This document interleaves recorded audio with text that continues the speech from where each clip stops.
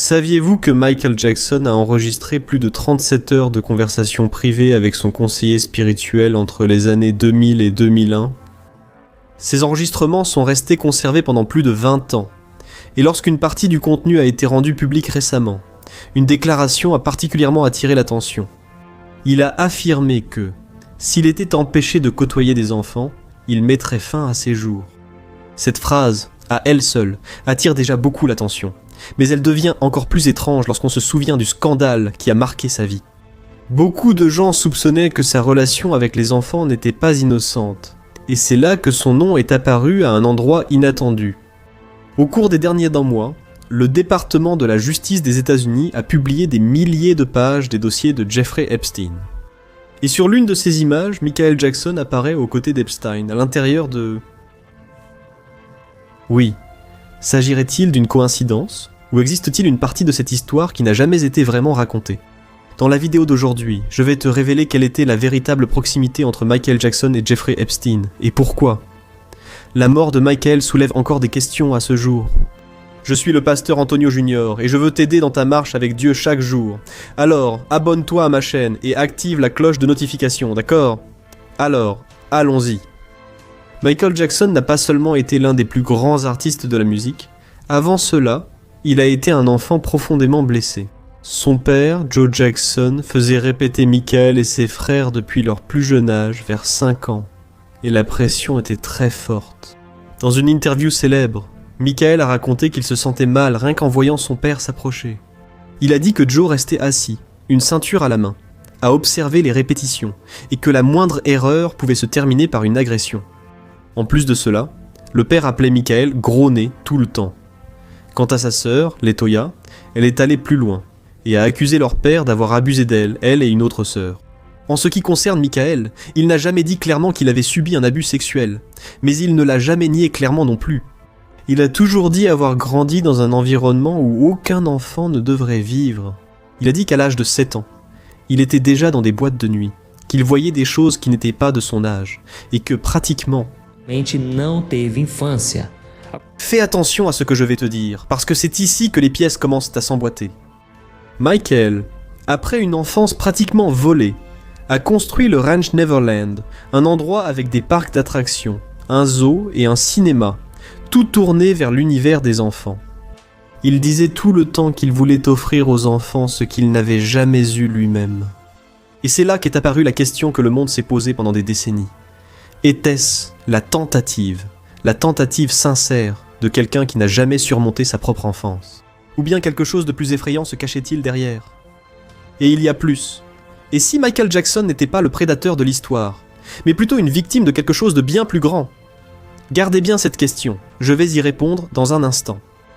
En 2005, Michael a été traduit en justice pour des accusations d'abus sur un adolescent. Au final, il a été acquitté de toutes les accusations, sans exception. Ce qui est apparu ensuite a attiré beaucoup d'attention. Un chanteur célèbre, qui a côtoyé Michael lorsqu'il était enfant, a raconté, des années plus tard, que des agents du FBI l'avaient approché et avaient tenté de le pousser à accuser Michael.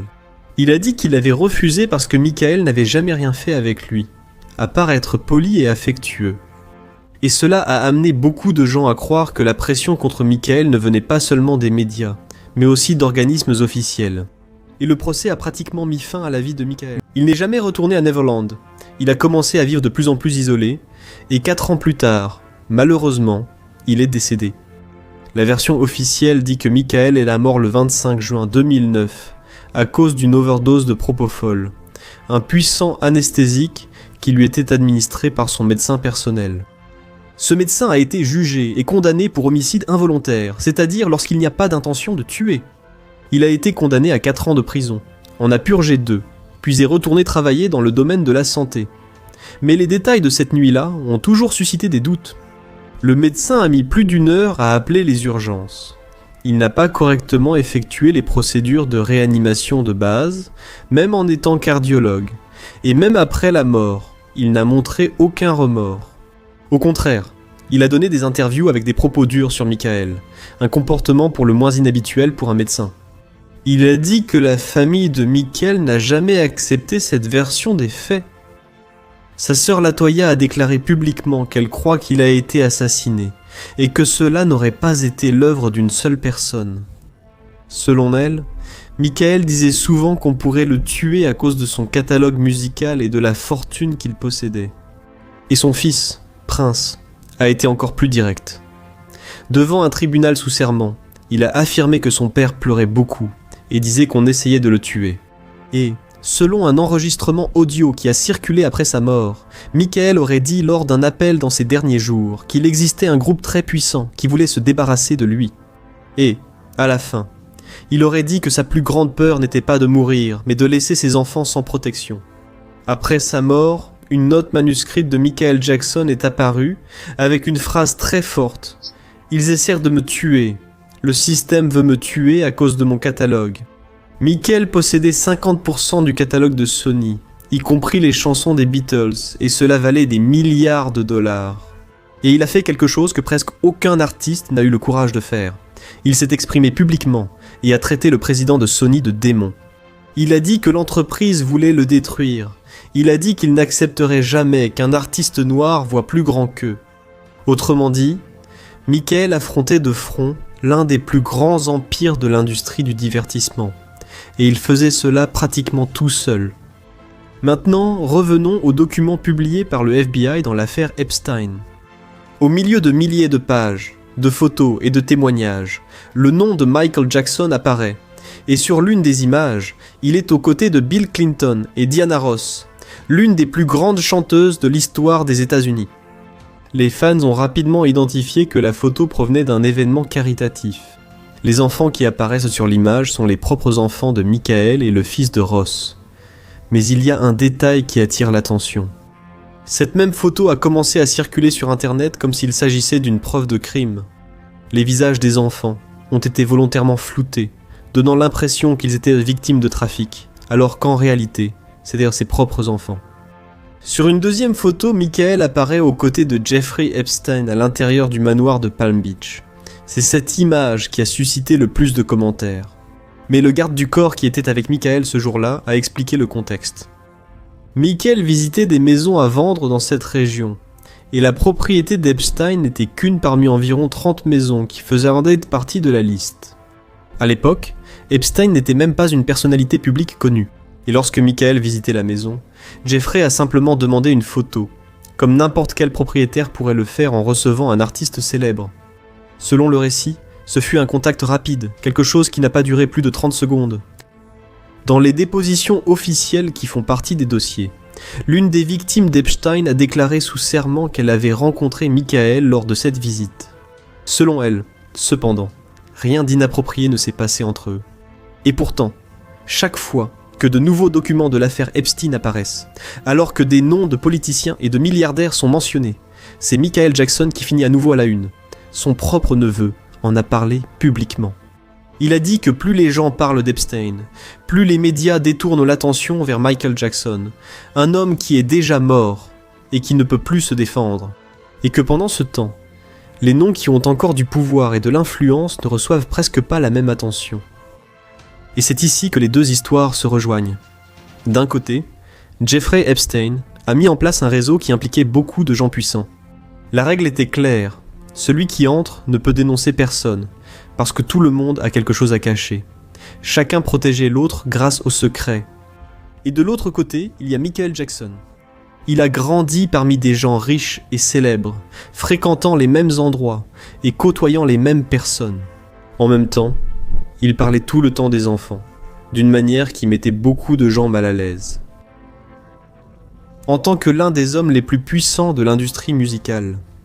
Alors, il y a deux possibilités, et les deux sont troublantes. La première, c'est que Michael faisait partie de ce groupe et utilisait son image de protecteur des enfants uniquement pour cacher ce qui se passait réellement. Et la deuxième idée, c'est que Michael a été victime, depuis son enfance, d'un système d'abus dans l'industrie du divertissement, et qu'en réalité, il voulait protéger d'autres enfants de ce qu'on lui avait fait. Et quand il a commencé à trop parler et à déranger des personnes puissantes, il a simplement été réduit au silence. Et même après sa mort, ils utilisent encore son nom pour détourner l'attention et protéger ceux qui sont encore en vie. Et c'est pour cela que tant de choses deviennent confuses sur Internet ces derniers temps. Même des publications ont commencé à circuler, disant que Macaulay Culkin, ce garçon du film Maman, J'ai raté l'avion, aurait dit que Michael Jackson, en réalité, l'avait protégé d'être emmené sur l'île d'Epstein. Rien de tout cela n'a été confirmé. Frère, je ne suis pas ici pour alimenter des rumeurs, je suis ici pour regarder les faits.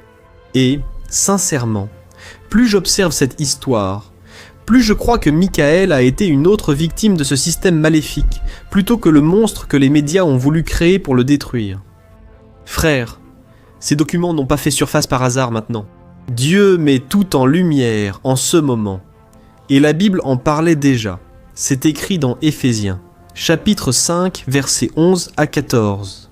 Faites très attention, ne participez pas aux œuvres inutiles, mauvaises et obscures, mais montrez votre réprobation en les exposant à la lumière. Il est même honteux de parler de ce que les méchants font en secret. Leurs mauvaises intentions, cependant, seront révélées lorsque la lumière brillera sur elles, car la lumière rend toute chose visible. C'est pourquoi il est dit « Réveille-toi, réveille-toi, toi qui dors, lève-toi d'entre les morts, et Christ t'illuminera. » Amen, frère.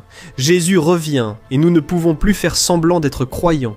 Tout ce qui est mal sera révélé un jour. Et le cas de Michael Jackson est un exemple clair de la façon dont le diable utilise les puissants de ce monde pour manipuler la population et écarter tous ceux qui ne veulent pas en faire partie. Pendant que beaucoup discutent pour savoir qui est le coupable et qui est la victime, le système derrière tout cela continue d'agir en ce moment même, détruisant des vies innocentes. C'est pourquoi nous devons veiller, demander beaucoup de discernement à Dieu et rester attentifs à ce qui se passe autour de nous. Que Dieu te donne des yeux pour voir, du courage pour rester ferme et de la sagesse pour ne pas être trompé. Amen. Je suis le pasteur Antonio Junior. Si tu as aimé cette vidéo, clique sur j'aime, partage-la avec tes amis et ta famille, et je t'attends dans la prochaine vidéo. Je vais laisser 2 vidéos ici à l'écran, choisis-en une, je suis sûr qu'elle va t'édifier. D'accord ? Je vous embrasse.